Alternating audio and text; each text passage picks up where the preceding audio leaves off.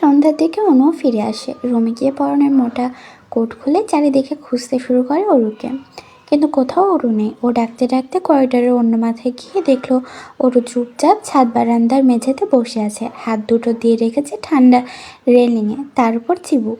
কাজ ঠেলে বারান্দায় পা রাখতেই হু হু বাতাসে হাড়হিম হয়ে এলো অনুর। এই ঠান্ডার মধ্যে অরু কী করে বারান্দায় বসে আছে বুঝে উঠতে পারলো না অনু। ততস্থ গতিতে অরুকে টেনে ভেতরে নিয়ে আসলো। অরুর ফর্সা মুখ ঠান্ডায় নীলবর্ণ ধারণ করেছে, মুখটা শুকিয়ে এইটুকুনি হয়ে আছে। ঠিক আছিস বোন?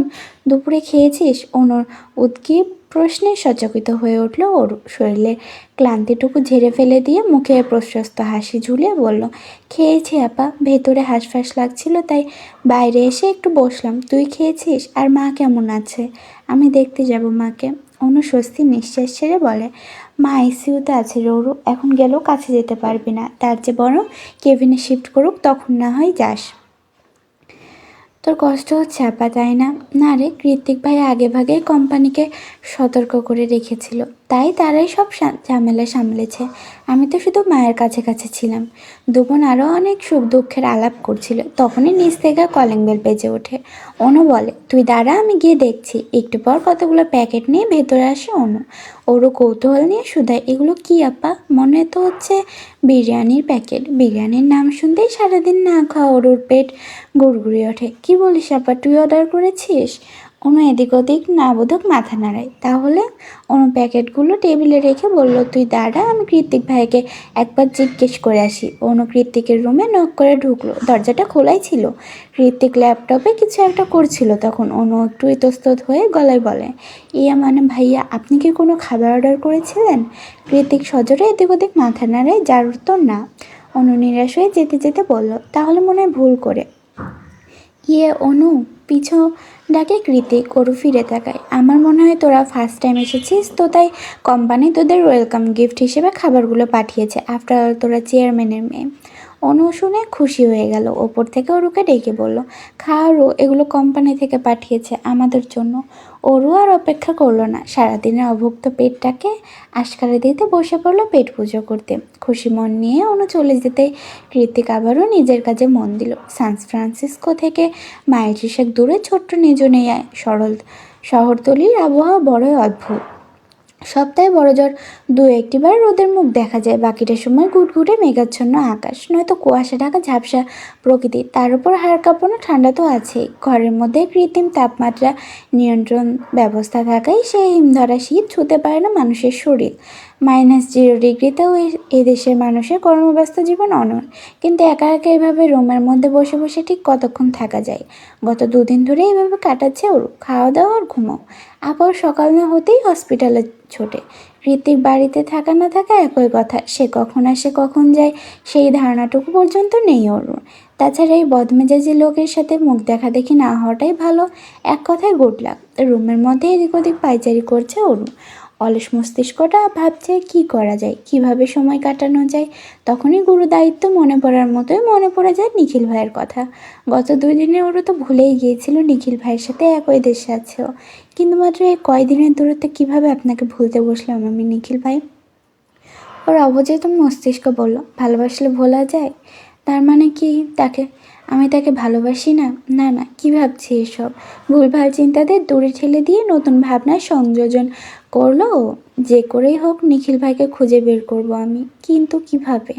তখনই চোখ গেল বেড সাইড টেবিলে অযত্নে পড়ে থাকা মুঠোফোনটার দিকে, যেটা গত 2 দিন ধরেই বন্ধ পড়ে আছে।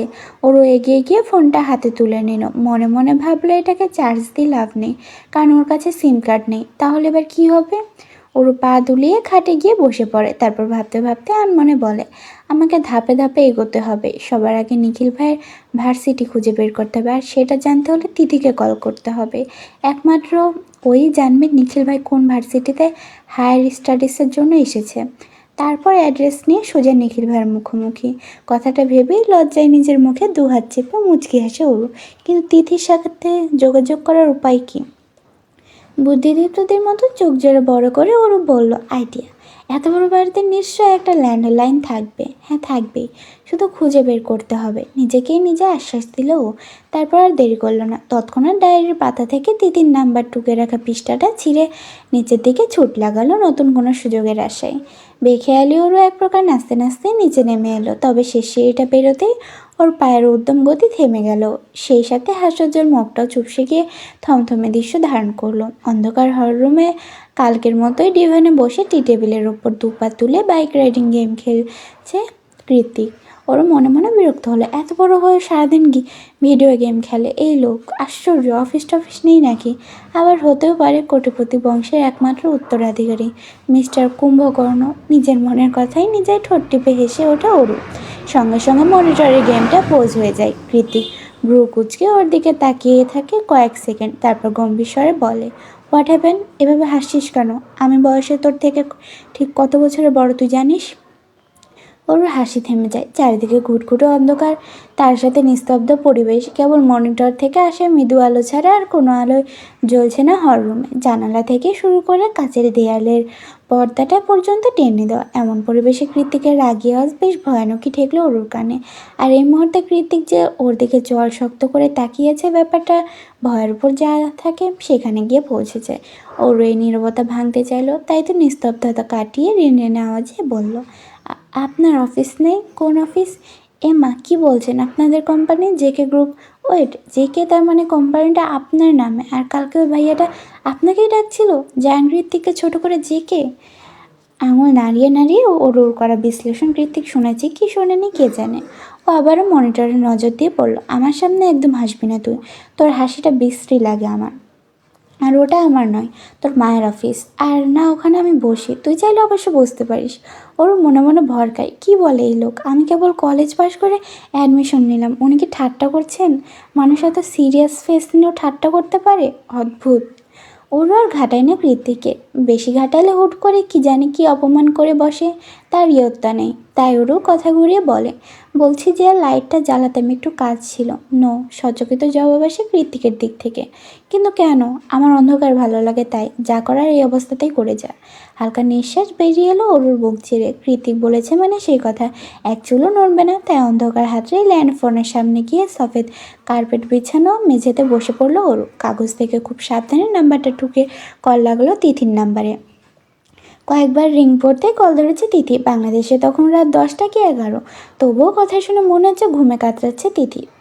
তিথি, আমি ওরও বলছি, কেমন আছিস? তিথি চমকায়। একে তো বিদেশি নাম্বার, তার উপর দেশে থাকতে সকল যোগাযোগ বন্ধ করে দিয়েছিল ওরু। এখন হুট করে আবার কেন কল দিল? তিথি কিছু বলবে তার আগে ওরু বলে, তিথি আমার তোর সাথে অনেক কথা আছে, সব খুলে বলবো তোকে। তার আগে ছোট্ট একটা ইনফরমেশন দে, নিখিল ভাই কোন ইউনিভার্সিটিতে পড়ার জন্য ইউএসএ এসেছে। তিথি উপাস্থায় কী বললো সেটা শোনা না গেলেও আপাতত মনিটরে এতক্ষণ ধরে নির্বিধায় চলতে থাকা বাইকটা ব্রেক ফেল করে বিধ্বস্ত হয়ে পড়ে আছে। পর্দায় বড় বড় অক্ষরে লেখা উঠেছে, গেম ওভার। কেন যেন হুট করে ফুপিয়ে কেঁদে উঠলো ওরু। কাঁদতে কাঁদতে অসহায়ের মতো করে বলছে, দিদি তুই কি ড্রাঙ্ক? এভাবে কেন কথা বলছিস? তুই কি কোনো বাজে ছেলেদের পাল্লায় পড়েছিস? বল না। উপোস থেকে টলতে টলতে তিথি বলল, বেশ করেছে বলেছি, তুই আমার বন্ধু আর যোগ্যতা রাখিস না। আমার ফ্রেন্ডশিপটাকে কোনো কালে গুরুত্ব দিসনি তুই। উল্টে সবসময় আমাকে আর নীলিমাকে ইউজ করে গেছিস। এইটা বল, ওটা বল, এটা জানা সেটা জানা। কেন রে, আমি কি তোর চাকর? তোর ইনফরমেশন কালেক্ট করাই কি আমার কাজ? তার ওপর সবচেয়ে এমন ভাব করে এসেছিস যেন তুই পারফেক্ট, তুই কৃত্তিক কুঞ্জের মালকিন, আর আমরা কি লেম? কি বলছিস এসব তিথি? তোর মাথা ঠিক আছে? খানিকটা তার ছেলের এসে তিথি আবারও বলে, আরে তুই তো আসলে কচুরিপানা রে। আমার মাথা ঠিক আছে কি নেই সেটা জিজ্ঞেস করার তুই কে? আমি তো এইভাবে তোকে বন্ধু বানিয়েছিলাম যে তুই অত বড় বাড়ির মেয়ে, পুরান ঢাকার নামকরা রিয়েল এস্টেট ফ্যামিলি বিজনেস তোদের। ও মাই গড, কিন্তু তুই তো আসলে এবারের কেউই নস, আশ্রিতা মাত্র। তোদের জন্য ওই বাড়ির একমাত্র ছেলে জায়ান ঋতিক চৌধুরী নিজ বাড়িতে পা রাখে না পর্যন্ত। তাহলে ভাব তোরা কত নীচ। আর তোর সাহস দেখে তো আমি রীতিমতো অবাক হচ্ছি। তুই কিনা নিখিল ভাইয়ের খোঁজ করছিস। তুই জানিস নিখিল ভাই কত বড় সায়েন্টিস্ট হবে। তুই তার নখের যোগ্যতাও রাখিস না হুরু। তাই তোর ভালোর জন্যই বলছি, ওনার বউ হওয়ার যে দিবাস্বপ্নটা দেখছিস না, সেটা এবার বন্ধ কর। আর যাই হোক, নিখিল ভাইয়ের মতো হাই স্ট্যাটাসের ছেলে অন্তত তোকে বিয়ে করবে না। ওর চোখ দুটো বন্ধ করে সমস্তটা শুনে গেল। এই ভয়টাই তো পেয়ে এসেছিল এতগুলো বছর ধরে। আজ এত দূরে এসেও সে ভয় থেকে পালাতে পারলো না ও। ঠিকই মুখোমুখি হয়ে গেল তিক্ততায় পরিপূর্ণ কিছু চরম সত্যে। নিস্তব্ধ শুনশান হল রুমে ওর ফোপানির আওয়াজ স্পষ্ট শোনা যাচ্ছে। ওরও কান্না ভেজা গলায় আরও একবার তিথিকে অনুরোধ করলো, প্লিজ তিথি, তুই আমাকে যা খুশি বল, আমি শুনবো। শুধু নিখিল ভাইয়ের ভার্সিটির নামটা বল প্লিজ। তুই না বললে আমি আর কোনোদিনও নিখিল ভাইকে খুঁজে পাবো না। রিডিকিউলাস। ওপাশ থেকে এতটুকু শোনা গেল। তারপর শুধু কল কেটে যাওয়ার পিক পিক আওয়াজ হলো। ওর কী হলো কে জানে, আশেপাশে কে আছে কে নেই কোনো কিছুর তোয়াক্কা না করে কল কাটতে হু হু আওয়াজে করে কেঁদে উঠলো। হয়তো নিজের ঘনিষ্ঠ বন্ধুর কাছ থেকে এই তিরস্কারটা মতে হজম করতে পারেনি ও। আধারে ঢাকা বন্ধ করে সেই কান্নার আওয়াজ বড়ই ব্যথাতুর শোনালো। লম্বা সিল্কি চুলগুলো পুরো মেঝে জুড়ে ছড়িয়ে আছে। দুহাত মেঝেতে রেখে তাতে নিজের ভর ছেড়ে দিয়ে অর্ণগোল কাচ্ছে ওর। কান্নার তোপে শরীরটা বারবার ঝাঁকি দিয়ে উঠছে। সেই তালে মৃদু মৃদু রিনঝিন শব্দ করছে পায়ে আটকে থাকা নূপুর জোড়া। পেছন থেকে ওর কালো মেঘের মতো ঘন চুল দেখে যে কেউ বলবে ডিজনি প্রিন্সেস রূপাঞ্জয় তার সবচেয়ে দুঃখের সময় পার করছে। কিন্তু সবার দৃষ্টিভঙ্গি এক নয়, ধ্যান ধারণাও এক নয়। কারো ক্ষেত্রে হৃদয়টা হয় বরফের মতোই নির্জীব আর অনুভূতিহীন। সামান্য কান্নাকাটি দিয়ে সে বরফ গলানো দুষ্কর। এই যেমন ওর কান্নাকাটিও পাশে ডিভানে বসে থাকা কৃতিকের হৃদয় ছুঁতে পারল না। ও হুট করে একটা অদ্ভুত কাজ করে বসলো। নিজের জায়গা ছেড়ে উঠে এসে ওর হাতে হ্যাচকা টান মেরে ওকে জোর করে দাঁড় করিয়ে দিল। তারপর ওই হাত ধরে টানতে টানতে দরজার বাইরে বের করে দিয়ে বলল, আউট। ওর কিছু বুঝে ওঠার আগেই শব্দটা উচ্চারণ করে ধাপ করে দরজা আটকে দেয় কৃতিক। তারপর ভেতরে গিয়ে মেঝেতে পড়ে থাকা কাগজের টুকরোটা তুলে হাত মুষ্টিবদ্ধ করে পকেট হাতে ফোন বের করে কাউকে কল লাগায়। আমি একটা নাম্বার ফরওয়ার্ড করেছি তোকে, এর A to Z সব ইনফরমেশন চাই অ্যান্ড সো এজ পসিবল। বাইরে এলোপাথারি ঠান্ডা হাওয়া বইছে। শুধু ঠান্ডা বললে ভুল হবে, মারাত্মক ঠান্ডা। আকাশটাও মেঘাচ্ছন্ন, যখন তখন বৃষ্টি চলে আসতে পারে। এত ঠান্ডার সয়ে অভ্যাস নেই ওর। তার ওপর ওর পরনে কোনো শীতের কাপড়ও নেই। এক কথায় যান যাই অবস্থা। ওরও একটু সময় নিজের কান্নাকাটি থামালো। তারপর দুহাত দিয়ে সজোরে দরজা ধাক্কাতে লাগলো। কৃতিক বয়সে ওর চেয়ে অনেক বড়। তার উপর সম্পর্কটা এতটাও সহজ নয় ওদের। তাই কখনোই কৃতিকা কিছু বলেনি, ডাকেনি ওরও। কিন্তু এই মুহূর্তে একটু দ্বিধা নিয়েই ডাকতে শুরু করলো ও। ভাইয়া, কৃতিক ভাইয়া, দরজা খুলুন না, আমি ঠান্ডায় জমে যাচ্ছি তো। ভাইয়া। ওপাশ থেকে কোনোরূপ প্রতিক্রিয়া এলো না। এভাবে ঠিক কতক্ষণ ডেকেছে মনে নেই ওরও। ডাকতে ডাকতে এক পর্যায়ে দরজার সামনে ক্লান্ত হয়ে বসে পড়ে ঠান্ডায় নীল হয়ে যাওয়া অসহায় ওরও। হাইওয়ে ধরে এগোলে রাস্তার এক পাশে পেট্রোল পাম্প আর অন্য পাশে ম্যাকডোনাল্ডসের বিশাল ক্যাফেটেরিয়া। এই ছোট্ট শহরটা বেশ নীরব। তার চেয়েও নীরব এই স্টেটটা। যে কয়েকটা ফ্যামিলি আছে তারাও বিদ্যা নয়তো কৃতিকের মতো একঘেয়ে। মোদ্দা কথা, যারা কোলাহলমুক্ত নিরবচ্ছিন্ন জীবন পছন্দ করে তারা এই স্টেটে থাকে। না তো সান ফ্রান্সিসকো থেকে এতটা দূরে এমন নির্জন পরিবেশে সারাদিন কাটিয়ে দেওয়ার মতো অযথা সময় কারোরই নেই। দুপুরবেলা হওয়াতে ক্যাফেটেরিয়ায় বেশ কিছু মানুষ আছে। তারা যে যার মতো ছাদ গোল টেবিলে বসে একটু একটু কফির সিপ নিচ্ছে আর গল্প করছে। লাল সাদা লোগোর একটা গোল টেবিলে প্রত্যেকে বসে আছে। মাত্র একটা গরম কফি শেষ করলো সে। এখন একটু নিকোটিনের ধোঁয়া ছাড়ার জন্য মনটা নিষ্পিস করছে। তাই ঠোঁটের কোণে সিগারেট নিয়ে বাম হাত দিয়ে দেশলাই জ্বালানোর চেষ্টায় আছে ও। তখনই ম্যাকডোনাল্ডস লোগোর টি শার্ট পরিহিত একটা ব্রাউন স্কিন টোনের মেয়ে এসে ওর সামনে দাঁড়ালো। ঠোঁটের ভাঁজে একগাল হাসি টেনে বলল, sorry sir, smoking is not allow. প্রত্যেক মাথা তুলে একবার চাইলো। একদম হুট করে চোখে চোখ রাখলো। অতঃপর হারিয়ে গেল। মেয়েটা সাদা ফ্যাটফেটে চামড়া নয়, বরং দুধ হালকা রঙের মায়ের ভরা চেহারা। তার প্রশস্ত হাসিতে স্নিগ্ধতা যেন উপচে পড়ছে ওর। ডাগর ডাগর চোখে কোনো কৃত্রিম সৌন্দর্য নেই। চোখের নিচে শুকনো ডার্ক সার্কেলটাও তার সৌন্দর্যের সামিল। প্রচণ্ড ঠান্ডায় ক্যালিফোর্নিয়ার মানুষের যখন দিনানিপাত করাই দুষ্কর, ঠিক তখনই প্রত্যয় আবিষ্কার করলে এক অজানা উষ্ণতায় ছেয়ে যাচ্ছে ওর হৃদয়ের কানায় কানায়। নিষ্প্রভ তাকিয়ে থাকতে থাকতে ঠান্ডা হাওয়ায় ওর চোখের কোণে জল জমে গিয়েছে। তাও মনে হচ্ছে একটা শীত নয়, বসন্ত। এটা বরফ গলা হাওয়া নয়, বরং বাসন্তিক মন মাতানো হাওয়া। লোকটা একদিনে তাকিয়ে আছে দেখে এবার একটু ইতস্তত হয়ে হাত নাড়লো অনু। Hello sir. প্রত্যয় ধ্যান ভেঙে যায়, ও তৎক্ষণাৎ হুড়মুড়িয়ে সিগারেটটা ডাস্টবিনে ছুঁড়ে ফেলে দেয়। Thank you sir. মুখে এক চিলতে সুশ্রী হাসি ঝুলিয়ে রেখে অনু চলে যায় অন্য কাস্টমারদের কাছে। প্রত্যয় বলতে চাইলো, তুমি এমন করে আর কারোর সামনে হেসো না অপরিচিতা। তোমার এই মনোমুগ্ধকর হাসিটা আমি কেবল একাই উপভোগ করতে চাই। কিন্তু পারল না। তার আগে অন্য পাশ থেকে তর্কাতর্কির আওয়াজ ভেসে এলো। প্রত্যয় খেয়াল করলো অন্যকে ওরা কিছু বলছে। ভারী শরীরের গুন্ডা মতো একটা সাদা চামড়া লোক, দেখে মনে হচ্ছে টাল হয়ে আছে। স্মোকিং না করতে বলে লোকটা ভীষণ চটে গিয়েছে অনুর ওপর। অযথা ইংরেজিতে গালাগাল করছে। এক কথায় দুই কথায় সব মানুষ জড়ো হয়ে গিয়েছে ওদের কাছে। ক্যাফেতে এই মুহূর্তে অনু আর ওর শিফট ম্যান ডিএজি ছাড়া কর্তৃপক্ষের কেউ নেই। তার উপর অনু 2 দিন হলো জয়েন করেছে মাত্র। কিভাবে কি সামাল দেবে কিছু বুঝে উঠতে পারছে না ও। এক পর্যায়ে লোকটা রেগেমেগে গরম কফির মগটা ছুঁড়ে মারে অনুর দিকে। অকঙ্খাত ঘটনায় চোখ জোড়া খিচে বন্ধ করে নিল অনু। 1 সেকেন্ড 2 সেকেন্ড করে প্রায় 30 সেকেন্ড অতিবাহিত হয়ে যায়। শরীরের চামড়ায় গরম বিভৎস কোনো কিছু অনুভব করতে পারলো না ও। ব্যাপারটা কী হলো বুঝে উঠতে ভয়ে ভয়ে চোখ খোলে অনু। দেখতে পাই একটু আগে সিলভার কালার শার্ট পরিহিত সেই লোকটা ওকে নিজের বাহুতে আড়াল করে চোখ মুখ খিচে দাঁড়িয়ে আছে। তার মানে কফিটা কি ওনার শরীরে পড়লো? হায় হায়। অনু ব্যস্ত হয়ে কিছু বলতে যাবে, তার আগে লোকটা ওর দিকে একরাশ মায়া চোখে তাকিয়ে বলল, আর ইউ ওকে? রিমঝিম বৃষ্টি আর বাজ পড়ার ভয়ানক শব্দ কানে আসতেই ঘুম ছুটে গেল কৃতিকের। হাত দিয়ে নিজের চুলগুলো ব্যাক ব্রাশ করতে করতে উঠে বসলো। ঘড়িতে তখন বিকেল 4টা। তখন ওরকে বাইরে রেখে এসে কাগজে শুয়ে কখন যে ঘুমিয়ে গিয়েছিল টের পায়নি ও। ওর কথাটা মাথায় আসতেই নিজের চুল নিজেই খামচে ধরলো কৃতিক। ও নো, মাথা থেকে বেরিয়ে গিয়েছিল। মেয়েরা ঠিক আছে তো? এক মুহূর্ত অপেক্ষা না করে ছুটে গিয়ে দরজা খুলে দিল কৃতিক। দরজার সামনেই দুয়াটাতে মুখ গুজে বসে আছে অরু। চেতনা আছে কি নেই বোঝা যাচ্ছে না। বিদ্যুৎ গতিতে থরথর করে কাঁপছে ওর ছোট্ট শরীরটা। সেই সাথে জোর তালে নিঃশ্বাস ফেলছে। দেখে মনে হচ্ছে শ্বাসকষ্ট হচ্ছে।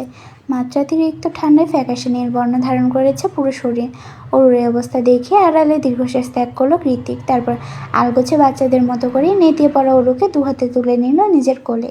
ওর শরীর স্পর্শ করতেই চমকে ওঠে কৃতিক। বরফের মতোই ঠান্ডা হয়ে আছে শরীর। আর একটু দেরি করে দরজা খুললে কী হতো কে জানে। একটানা 7 দিন তীব্র জ্বরে তাপতে আর সর্দি কাশির মতো বিদঘুটে অসুস্থতায় ভুগে তবেই যেন সেদিন সারাবেলা বাইরে থাকার পাট চোকালো অরু। এখন জ্বর নেই মোটে। গত কয়েকদিনের থেকে আজ শরীরটাও বেশ হালকা লাগছে। তবে খুসখুসে কাশিটা যেন পিছুই ছাড়ছে না। দিনের বেলা যেমন তেমন হয়ে রয়ে শয়ে হয়, কিন্তু রাত হলে যেন কাশির 14 গোষ্ঠী এসে ওর ঘুম হারাম করে দেয়। সাধে কি আর ওরও এটাকে বিদঘুটে রোগ বলে? আজ মনে হচ্ছে এক ফালি রোদ উঠেছে পূর্বাকাশে। ওরও উঠে গিয়ে জানালার পর্দা সমেত কাজ সরিয়ে দেয়। সঙ্গে সঙ্গে বড় শীতল ঠান্ডা হাওয়া নাক চিরে ভেতরে প্রবেশ করলো ও। রোদের তাপ যতটা মনে হচ্ছিল ততটাও গাঢ় না। মুখ ভার করে আবারও জানালার কাজ টেনে দিল অরু। মনে মনে ভাবলো, এই ঠান্ডা বাতাসে লেগে যদি আবারও জ্বরটা ফিরে আসে তাহলে আবার নির্ঘাত মেরে আলুর দম বানিয়ে দিবে। তবে পর্দাটা আর টানল না। রুমের কোণ থেকে একটা বারুস্টল টেনে নিয়ে গালে হাত দিয়ে বসে পড়লো জানালার মুখোমুখি।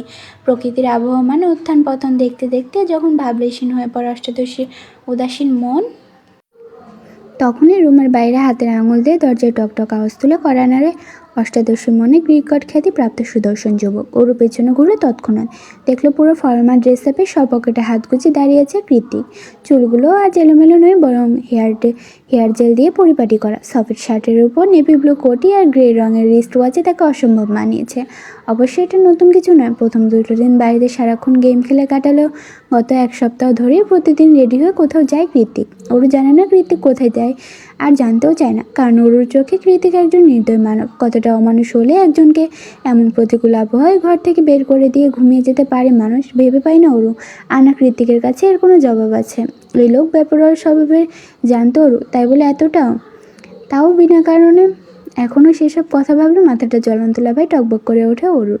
দ্বিতীয়বারের মতো কৃতিকের দরজায় টোকা দেওয়ার আওয়াজ পেয়ে সম্মোহন ফিরে পেল অরু। তবে কোনো কথা না বলে শুধু জিজ্ঞাসু দৃষ্টি নিক্ষেপ করলো কৃতিকের দিকে। জবাবে নিজ পকেটে হাত গুজে রেখে একটানা কয়েক মিনিট নিষ্প্রভ তাকিয়ে রইল কৃতিকও। কৃতিকের চোখ নিষ্প্রাণ, তবে তাকালে মনে হয় কথাদের রাজ্য। এ চোখে বেশিক্ষণ তাকিয়ে থাকা যায় না। ওরও পারল না। চোখ নামিয়ে সংশয় বোধ করলো। তারপর বাধ্য হয়ে জিজ্ঞেস করেই ফেললো, কিছু বলবেন? না। সশব্দে কথাটা বলে দ্রুত ওই স্থান ত্যাগ করে চলে গেল কৃতিক। অজ্ঞাত ওরও কিছু না বুঝে সেদিকে তাকিয়ে বিড়বিড়িয়ে বলল, এই লোকটা এমন কেন? ভারী অদ্ভুত। অবসেশন মানে ঘোর। হ্যাঁ ওটাই, তুই আমার প্রতি অবসেসড অর্ণব, আর কিছু না। অযথা নিজের মূল্যবান সময় নষ্ট করিস না।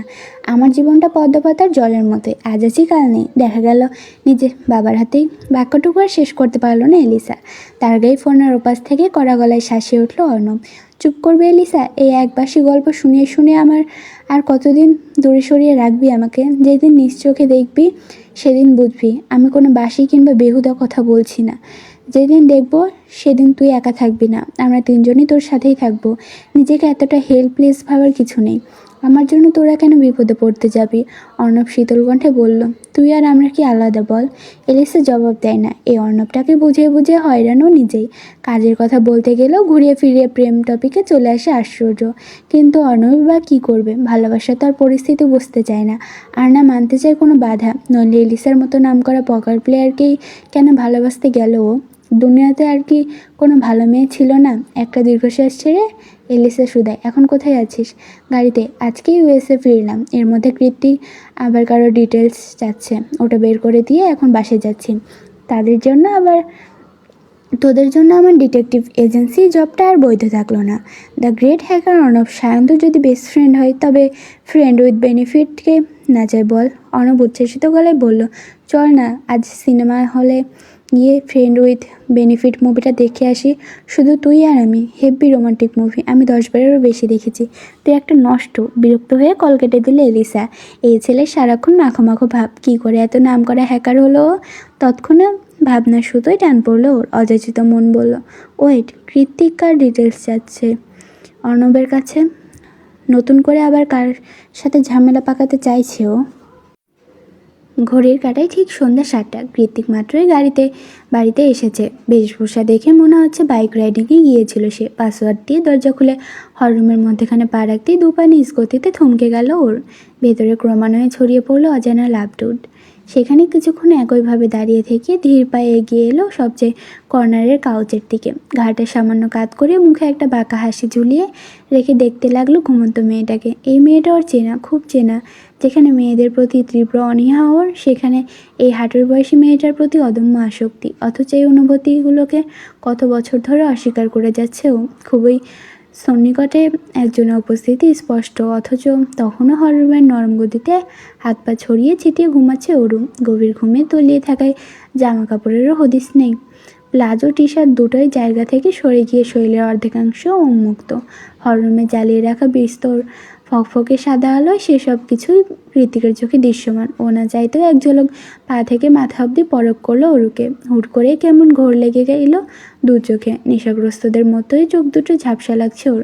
গলাটা শুকিয়ে কাঠ হয়ে আসছে। বারবার জিভ দিয়ে শুকনো অধর ভিজিয়ে যাচ্ছে। চোখের সামনে শুয়ে থাকা অরুর লতানো নারীদেহের ভাঁজগুলো বড্ড আকর্ষণীয় লাগছে কৃতিকের চোখে।